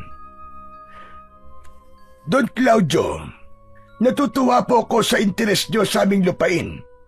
Pero ikinalulungkot ko po, hindi namin ibinibenta ang aming gulayan at itong lupang kinatatayuan ng aming bahay. Ikaw ang magsabi ng presyo. Kahit magkano, ibibigay ko sa inyo. Pasensya na po talaga kayo, Don Claudio, pero hindi talaga namin ito ibibenta. Matiim na tinignan ni Don Claudio si Lolo Ernesto na para bang hinihintay nito kung magbabago pa ang isip nito o hindi. Maya-maya ay huminga ng malalim si Don Claudio. Kung ganon, ay nire-respeto ka naman ang desisyon nyo. Hindi ko na kayo pipilitin pa. O paano? Mauuna na ako. Maraming salamat sa masarap na hapunan. May sasabihin din pala ako sa inyo. Tutal nandito ka na rin. Gusto kong ipaalam sa inyo na ako po ay magre-resign na bilang hardinero. Kailangan ko na po kasing pagtuunan ng atensyon ng aming gulayan. Pero pwede naman akong magtrabaho pa sa'yo hanggang sa makakuha ka ng kapalit ko. Walang problema, Lolo Ernesto. Kahit bukas ay huwag ka nang pumasok. Hindi naman ganun kaalagain ang aking mga halaman. Madali lang din akong makakahanap ng kapalit mo. O sige, aalis na ako at maraming salamat ulit. Inihatid ni Lolo Ernesto si Don Claudio hanggang sa labas. Sandaling nag-usap pa ang dalawa at maya-maya pa ay bumalik na si Lolo Ernesto sa kusina. Isang malalim na paghinga ang pinakawalan nito matapos umupo. Buti na lang po at hindi po kayo pumayag na ibenta po itong lupa natin. Talagang hindi ako papayag, Apo. Sa lupang ito ka na lumaki at dito tayo nagsimulang mangarap. Pero Lolo, nakakapagtaka po no, na parang ang laki po ng interes ni Don Claudio dito po sa lupa natin at sa gulayan. Bakit po kaya? Yan ang hindi ko alam, Apo. Kahit ako'y nagulat. Ngunit mabuti na lang at hindi sumama ang loob niya. Ayoko naman na magalit sa atin ang taong minsan ay tinulungan tayo nung hirap na hirap tayo. Hindi na lang nagsalita si Dexter. Ngunit iba ang tingin niya kay Don Claudio kanina. Tila hindi nito tanggap na tinanggihan ng kanyang lolo ang pagbibenta ng gulayan at ng kanilang lupa. Ganun pa man, hiniling niya na sana ay mali siya nang napansin at totoong maluwag sa kalooban ni Don Claudio ang pagtanggi nila rito. Sa paglipas ng mga buwan ay lalo pang gumanda ang ani at kita ng gulayan nina Dexter at Lolo Ernesto dahil hindi na kailangan pang magtrabaho ni Lolo Ernesto kay Don Claudio ay natutukan na nito ang kanilang gulayan at naging mas sistematiko ang takbo ng kanilang negosyo. Maging ang mga trabahador nila ay naging mas masigasig dahil bukod sa makatarungan ang pasahod ay maganda rin ang pakikitungo nila sa mga ito.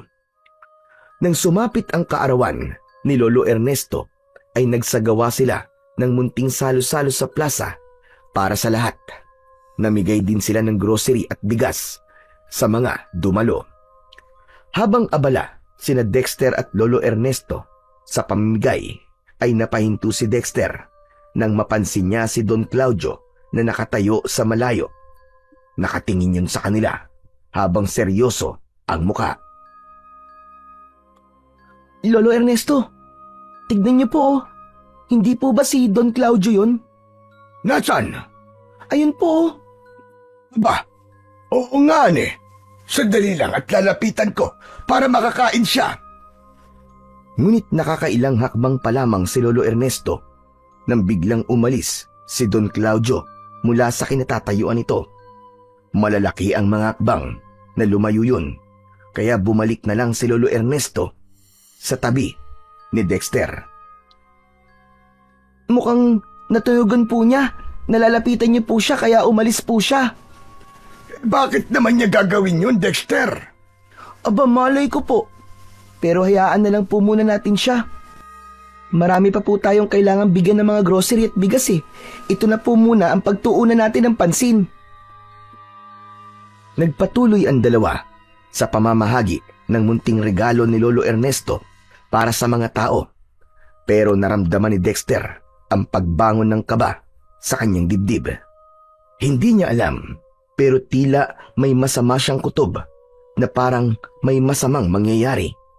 Gabi na nang matapos ang selebrasyon ng kaarawan ni Lolo Ernesto. Bagamat pagod sila nang makauwi, ay napakagaan naman ng kanilang pakiramdam.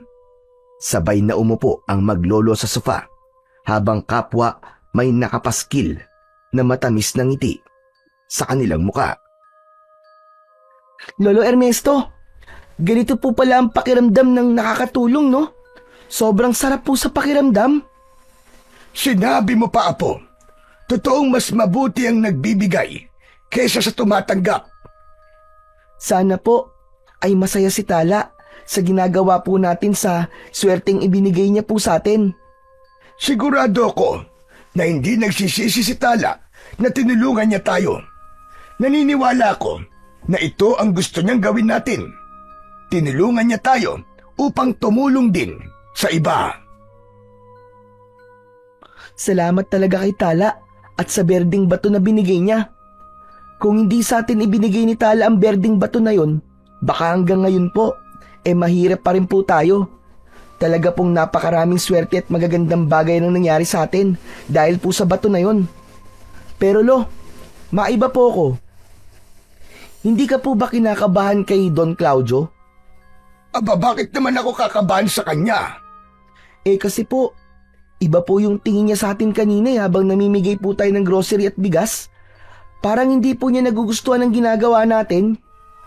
Ano bang iniisip mong bata ka? Bakit naman hindi magugustuhan ni Don Claudio ang ginagawa natin pagtulong sa mga tao dito sa ating baryo? Sigurado ko na masaya din si Don Claudio dahil hindi na lang siyang may kakayahang tumulong sa mga tao.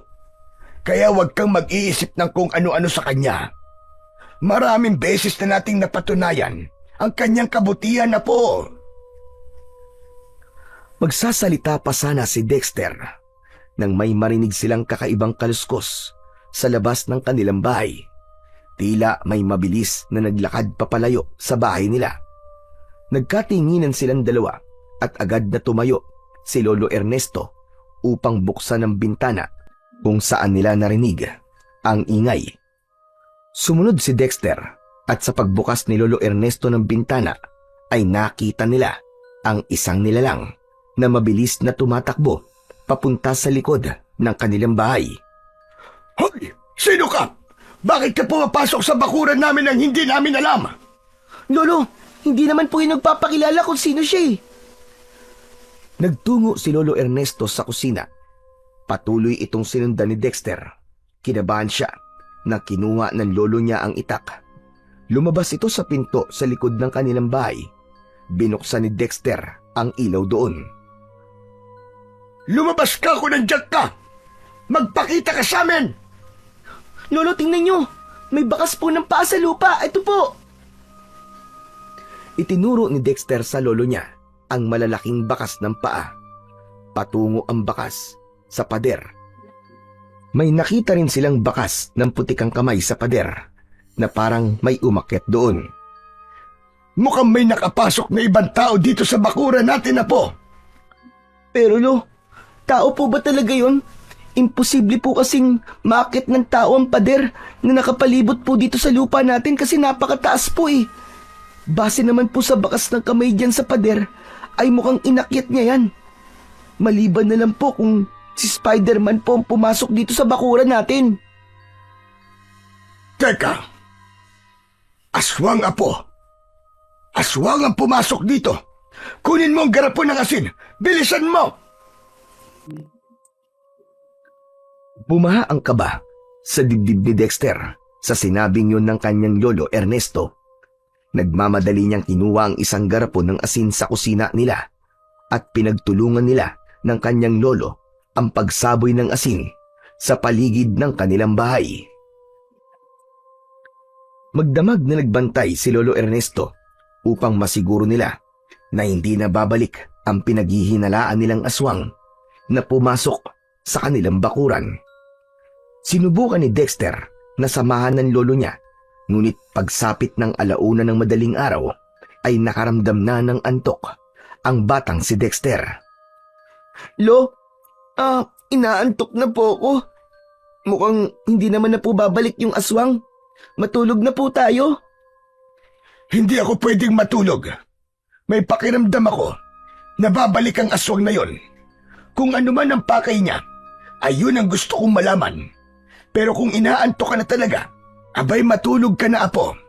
Ako na ang bahalang magbantay dito. Kayang-kaya ko na ito. Sigurado po ba kayo, Lo? Mukhang inaantok na rin po kayo eh.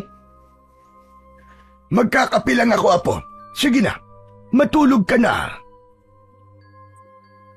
Nagtungo na si Dexter sa kwarto nila. Dala niya ang itak dahil maigpit na bilin ni Lolo Ernesto na palagi niya yung dadalhin upang kapag kinakailangan niya ay gamitin niya yun para meron siyang magagamit na pamprotekta sa kanyang sarili. Bago siya matulog ay nagdasal muna siya at tumingi siya ng proteksyon para sa kanila ng kanyang lolo. Nang dahil sa labis na antok ay agad siyang nakatulog ilang minuto matapos niyang mahiga. Sa gitna ng maimbing na pagtulog ni Dexter ay bigla siyang naalimpungatan nang may narinig siyang pagkalabog sa sala. Mabilis siyang bumangon. Palabas na sana siya ng kwarto nang marinig niya ang malakas na sigaw ni Lolo Ernesto. Dexter, Apo! Kahit anong mangyari, ay wag na wag kang lalabas ng kwarto! Lolo Ernesto! Binuksan niya ng bahagya ang pinto. Nanlaki ang mga mata ni Dexter nang makita niyang nakahandusay si Lolo Ernesto sa sahig habang may isang nakakatakot na nilalang ang nasa ibabaw nito. Nakaumang ang matutulis na kuko ng nilalang sa leeg ng kanyang lolo habang ang isa nitong kamay ay mariin na nakatuon sa dibdib ni Lolo Ernesto na siyang pumipigil para hindi ito makagalaw. Napagtanto ni Dexter na aswang ang nakakatakot na nilalang na yon. Matutulis ang mga ngipin nun at namumula ang nanlilisik nitong mga mata. Sa kabila ng pagbabawal ni Lolo Ernesto na lumabas ng kanyang kwarto, ay hindi niya ito sinunod. Kinuha niya ang itak na nasa ilalim ng higaan at itinago niya yon sa kanyang likod. Inipit niya yon sa suot niyang short at saka siya marahang lumabas ng kwarto. Napatingin ng aswang kay Dexter. Umangil ito na parang isang napakabangis na hayop. May takot siyang naramdaman, ngunit hindi niya yon ipinahalata. Dexter, apo! Napakatigas ng ulo mo! Bakit lumabas ka pa? Lolo, hindi po kita pwedeng pabayaan. Hindi po ako papayag na patayin ka ng aswang na yan, gaya ng ginawa niya sa iba niyang naging biktima. Walang mamamatay sa inyo kung ibibigay niyo ang hinahanap ko. Anong ibig sabihin? Ang berdeng bato. Anong berdeng bato ang sinasabi mo? Wala kaming alam sa bato na yon. Huwag ka nang magmaang-maangan pa. Narinig ko ang pag-uusap niyong dalawa kanina. Alam ko na dahil sa isang berdeng bato, kaya kayo biglang yumaman. Ang batong yun ang nagbibigay sa inyo ng swerte. Tumiim ang bagang ni Dexter. Hindi niya inalis ang tingin sa aswang, lalo na sa mga kuko nito na halos 1 pulgada na lamang ang layo sa liig ng kanyang lolo Ernesto. Kung ibibigay ko ba sa iyo ang berdeng bato, ay pakakawalan mo na ang lolo ko? At aalis ka na rito? Oh, hindi ko kayo sasaktan dahil ang batong yun lang ang pakay ko dito. Dexter, huwag mong ibibigay sa aswang na ito ang berdeng bato. Sigurado ko na gagamitin niya lang yan sa masama. Umahimik ka, tanda. Kung ayaw mong laslasig ko ang lalamunan mo. Sige na, tatahimik na ako. Lolo, mas mahalaga po ang buhay niyo kaysa sa berdeng bato. Aanhin ko naman po ang maranyang buhay kung wala naman po kayo. Mas gugustuhin ko pa pong maging mahirap ulit kaysa mamatay po kayo, Lo. Tumigil na kayo sa mga drama nyo. Akin na ang berdeng bato. Ipapaalala ko lang na madali akong mainip. Pwede kong patayin ang lolo mo at susunod kita. Tapos, ako na lang ang maghahanap ng batong yun dito sa bahay nyo. Kaya kung gusto nyo pang mabuhay, ibigay nyo na ngayon ang hinahanap kong berdeng bato. Teka, maghintay ka't kukunin ko ang batong sinasabi mo. Pinilit ni Dexter na pakalmahin ang kanyang sarili. Patagilid siyang naglakad, papalapit sa altar. Hindi niya inaalis ang tingin sa aswang at sa kanyang lolo Ernesto. Isang plano ang mabilis na nabuo sa kanyang isipan. Hinuha niya ang berdeng bato na nasa altar at napansin niya ang pagtutol sa mga mata ng kanyang lolo. Matapos yun, ay marahang naglakad si Dexter palapit sa aswang. Bilisan mo ang paglapit sa akin, bata. Huwag mo akong pinaglalaruan.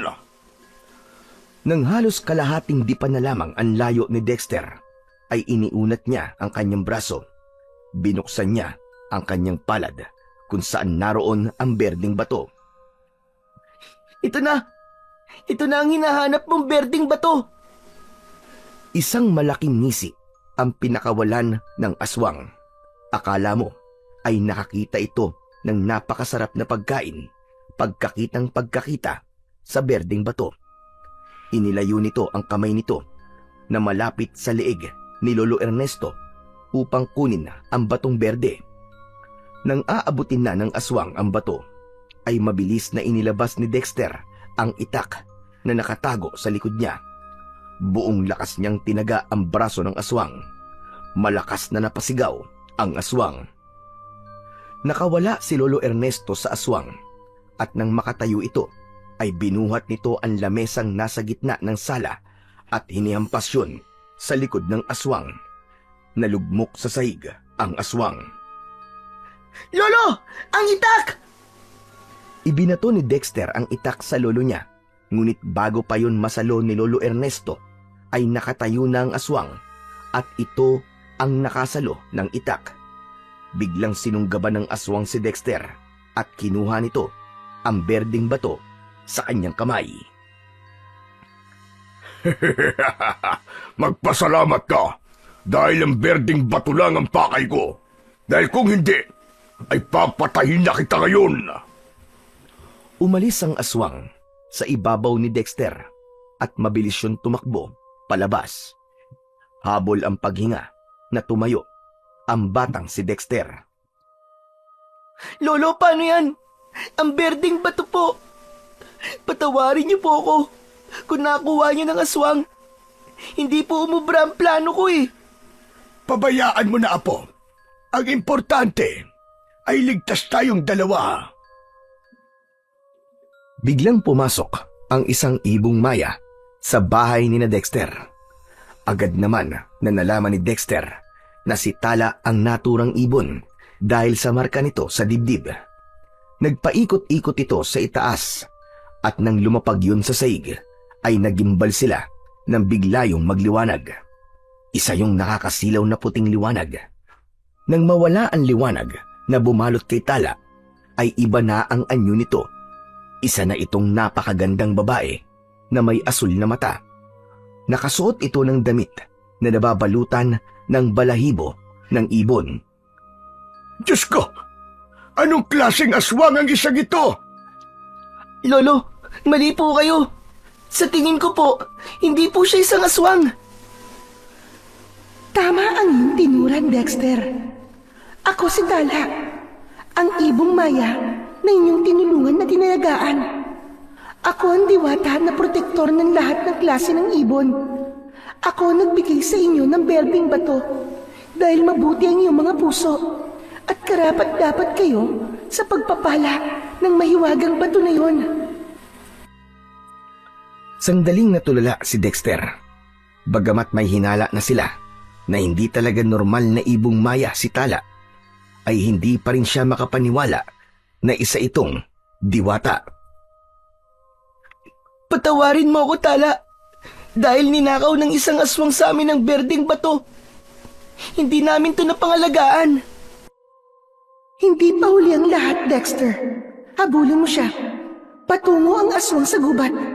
Sundan mo ko at gagabayan kita. Ang berdeng bato ay hindi maaaring mapunta sa maling kamay.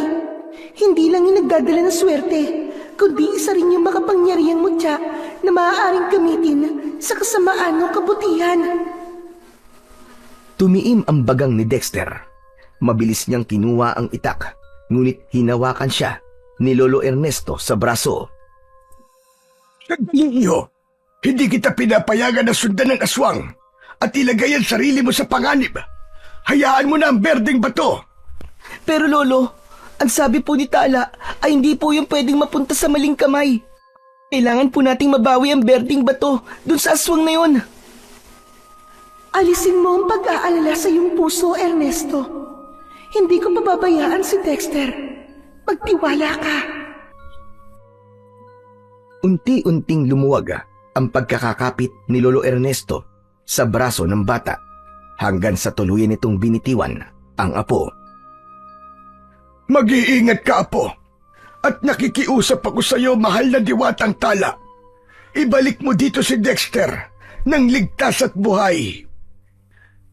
Nangangako po ako sa inyo. Dexter, tara na. Kailangan na natin kumilos upang bawiin ang berdeng bato. Bumalik na si Tala sa anyo nito na isang ibong maya. Nang lumipad yun palabas ng bahay, ay sinundan yun ni Dexter habang tangan ang matalim na itak. Hindi nagtagal ay nakarating na sila sa gubat na nasa dulong bahagi ng baryo. Agad na naramdaman ni Dexter ang kakaibang presensya sa paligid. Nang dumapo si Tala sa sanga ng isang puno, ay huminto na rin si Dexter. Luminga siya at namilog ang mga mata niya nang makita niya si Don Claudio na nakasandal sa isang malaking puno. Duguan ng braso nito habang habol ang paghinga, ngunit ang labis na gumimbal sa kanya ay hawak ni Don Claudio ang berdeng bato. Tila naramdaman naman ni Don Claudio ang presensya ni Dexter sa paligid. Kaya naman, agad itong lumingon sa kanya at pinanlisikan siya nito ng mga mata. Don Claudio? Ibig sabihin, kayo po ang aswang? Anong ginagawa mo rito? Anong ginagawa mo rito? Ang tanong ko po ang sagutin nyo. Ikaw po ba ang aswang dito sa baryo? Kung sabihin kong oo, anong gagawin mo? Papatayin mo ako? Sa tingin mo ba, ay may laban ng isang batang kagaya mo sa isang tulad ko? Nilinlang mo kami. Ipinakita mo sa aming mabuti kang tao. Pero totoo, ikaw pala ang pumapatay sa mga inosenteng tao dito sa baryo. Tapos, ninakaw mo pa sa amin ng berting bato. Ibalik mo sa akin ang batong yan. Hindi ako baliw para ibalik ang berding bato na to sa'yo. Ako lang ang dapat na mayaman sa baryong ito at wala nang iba pa. Ako lang ang dapat na nakakaangat sa lahat habang kayong lahat ay nalulugmok sa kahirapan. Humigpit ang pagkakahawak ni Dexter sa itak. Hindi siya makapaniwala na ganun kababaw ang dahilan ni Don Claudio sa pagnakaw nito sa berding bato. Masyado kang makasarili, Don Claudio. Inamin mo na rin sa akin na hindi ka totoong mabuti dahil puno ang puso mo ng inggit at pagkasakim. Masyado ka ng marami sinasabi. Hindi ako papayag na mabuhay ka pa dahil walang pwedeng makaalam ng aking sekreto. Ang dapat sa'yo ay mamatay na. Isang malakas na pagsigaw ang kumawala sa lalamunan ni Don Claudio na parabang nasasaktan ito. Sa isang iglap ay nag-anyong aswang ito. Bahagyang napaatras si Dexter, ngunit naalala niya na kailangan niyang mabawi ang berding bato mula kay Don Claudio. Inisip niya rin ang mga taong pinatay nito. Ikaw ang dapat mamatay, hayop ka. Ang mga kagaya mo ang hindi na dapat binubuhay pa dahil marami ka pang buhay na kukunin. Mabilis na tumakbo ang aswang na si Don Claudio papalapit kay Dexter. Inihanda naman ni Dexter ang sarili sa pakikipaglaban. Ngunit bago pa tuluyang makalapit si Don Claudio sa kanya, ay dumating ang napakaraming ibong maya. Kasama naman ngayon si Tala.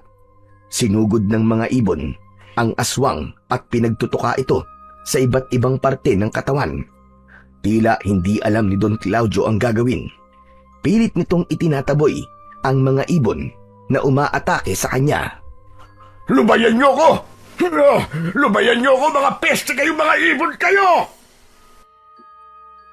Hanggang sa napansin ni Dexter na nabitiwan ni Don Claudio ang berdeng bato.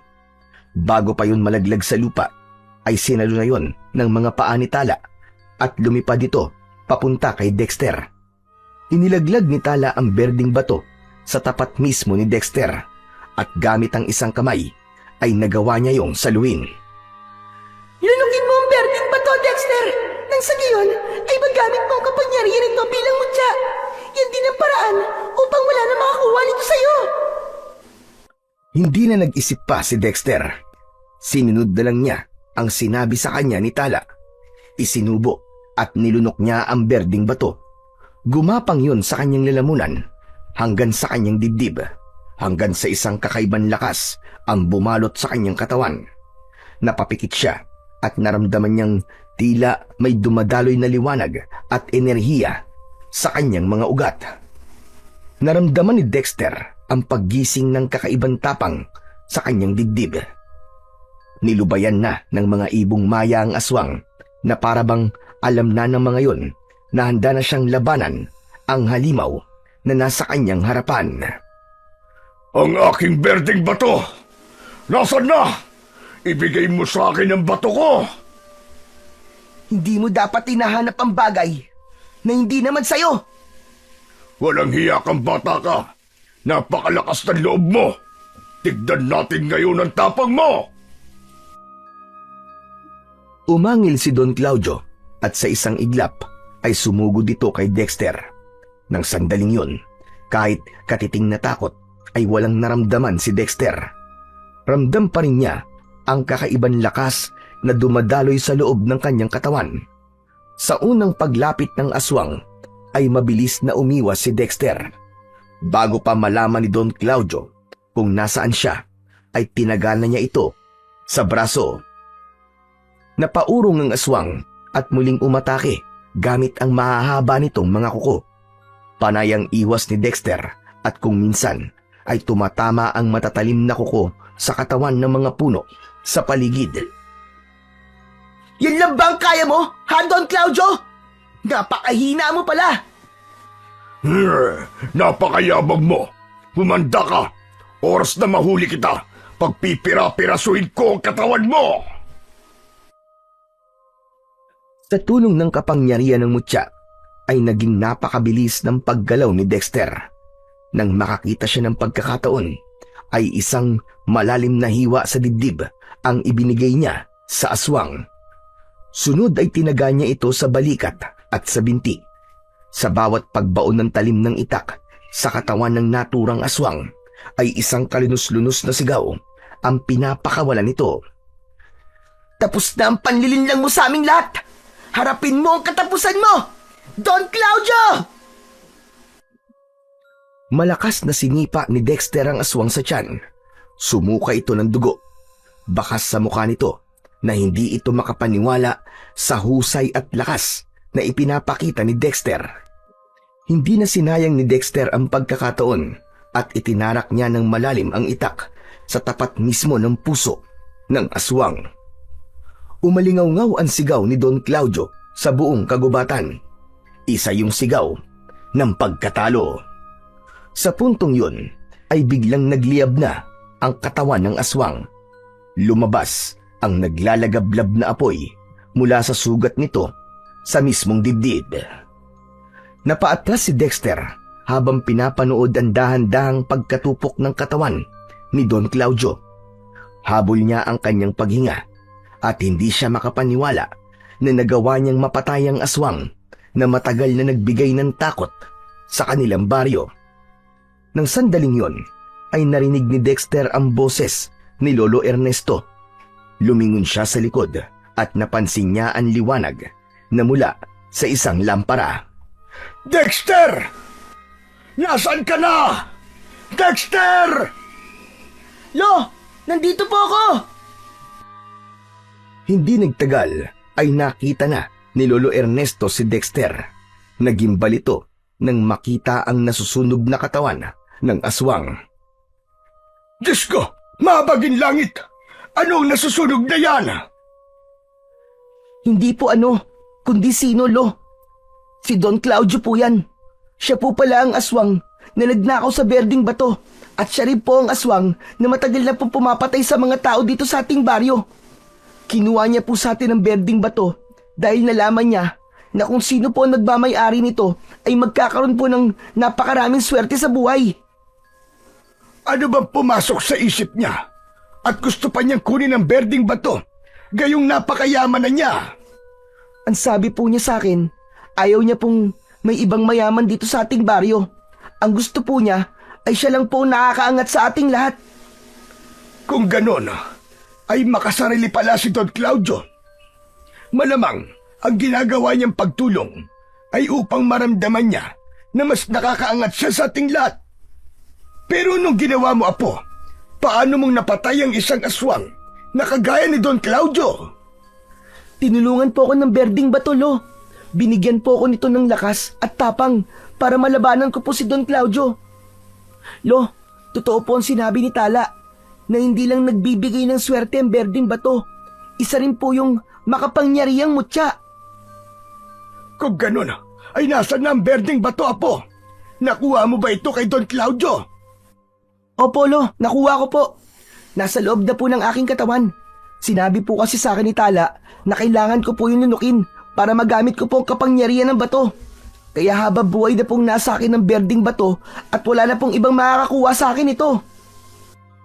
Isang matipid na ngiti ang pinakawalan ni Lolo Ernesto. Bahagya nitong ginulo ang buhok ni Dexter. Sa tingin ko, ay nakatakdang mangyari ang lahat ng ito, Apo. Pero ang importante ay wala na si Don Claudio at ligtas ka na, maging ang ating buong baryo. Tama ka po, Lo. Simula po ngayon, sigurado ko na magiging ligtas at payapa na po ang ating baryo.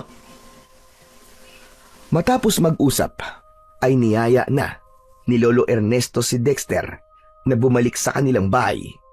Habang naglalakad palabas ng gubat, ay sinulyapan pa ni Dexter ang nasusunog pa ring katawan ng aswang na si Don Claudio. Hindi rin nakaligtas sa kanyang mga mata sina Tala at ang iba pang ibong maya na nakadapo sa sanga ng isang puno. Ramdam niya ang kasiyahan ng mga yon dahil nagtagumpay sila sa pakikipaglaban sa puwersa ng kadiliman. Makalipas ang ilang araw, ay nagsimulang magtaka ang mga tao sa biglaang pagkawala ni Don Claudio. Nanatiling tikom ang bibig ni na Dexter at Lolo Ernesto tungkol sa bagay na yon dahil duda sila na may maniniwala sa kanila kapag sinabi nila ang buong katotohanan. Isa rin sa napansin ng mga tao ay ang wala nang sumunod na naging biktima ng mga aswang. Unti-unting nabuo sa isipan ng mga taga-baryo ang isang hinala na si Don Claudio ang aswang dahil kasabay ng pagkawala nito ay ang pagbabalik ng katahimikan at kapayapaan sa kanilang lugar. Samantala, nagpatuloy sa pag-unlad ang buhay ni na Dexter at Lolo Ernesto. Mas dumami ang ani sa kanilang gulayan at mas dumami rin ang taong natutulungan nila. Sa kabila ng mabilis na pag-angat nila sa buhay, ay hindi sila naging mayabang o mapagmalaki sa kanilang yaman. Sa halip, lalo pa silang naging mapagkumbaba at naging palaging bukas ang kanilang mga puso, lalo na sa mga nangangailangan.